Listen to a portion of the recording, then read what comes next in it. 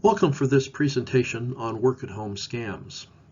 While there are a number of opportunities afforded today regarding work at home, unfortunately, that also means that there are a number of opportunities for work-at-home scams. We will take a look at how to avoid scams in this presentation. Fortunately, there are some things you can do when looking at a posting on the internet to see if it is actually a scam and to see if it merits further questioning. Do look at the company website, the address, the contact information. Do a search on the company, looking at contacts and some information about the company.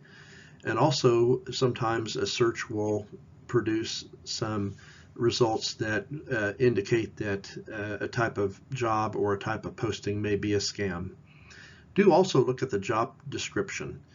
Frequently, if a posting is a scam, the job description will not be quite what is expected of normal job descriptions. So that is certainly something that would merit some further research into the posting. It's also important really to look at the manner of communication that's going on with the company that is advertising the work-at-home position. Look for misspellings or vague descriptions or inadequate information about the job. A real company is going to have a more of a polished type of communication. It's going to be more accurate. It's going to be more descriptive.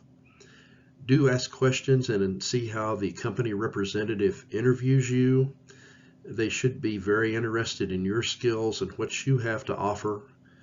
And they also should have an interest in what qualities and characteristics you have as a candidate for the job.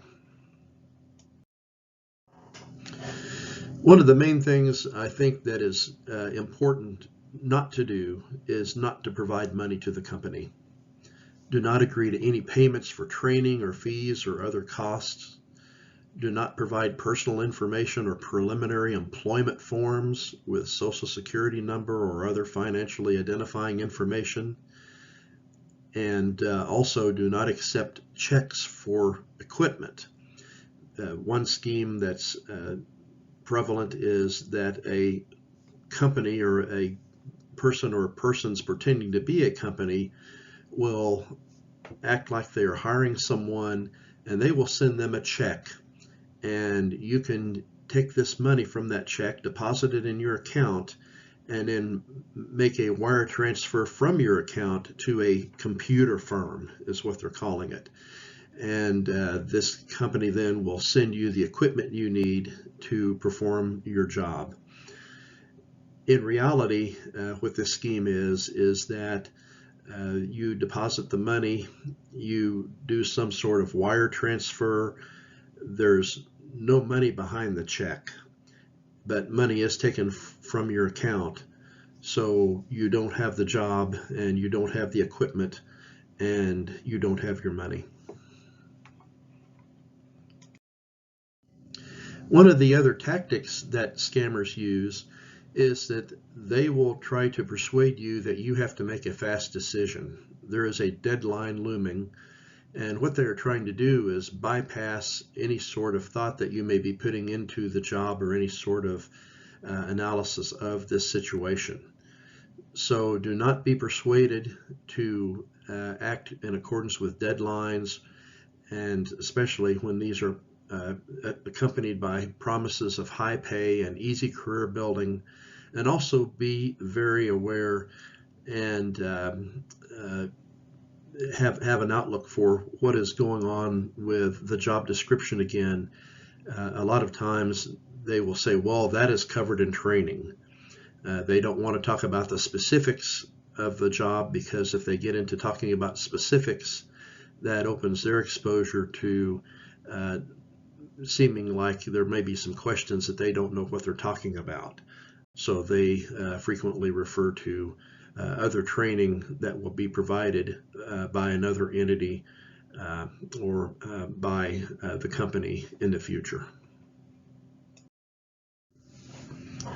Also, do not communicate solely by texting or email or Facebook or text messenger.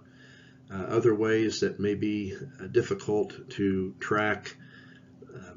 Oftentimes, scammers do like to use these electronic forums to communicate with people about the job that they say they're offering, and this allows them to be relatively hidden from the situation and what's going on and their identity. Also, do not work with repackaging or remailing schemes. Companies that want to mail something to someone will actually use the regular postal service, and they do not need anyone to repackage or remail. This is a scheme whereby sometimes packages are received and there may be illegal substances in these packages, and this allows, again, the scammer to be relatively isolated from the actions that they're involved with. Schemes are constantly evolving, so do internet research on schemes. If they want to hire you, they would talk with you. If they want to scam you, a lot of times they will not talk with you because they want to keep their identity hidden.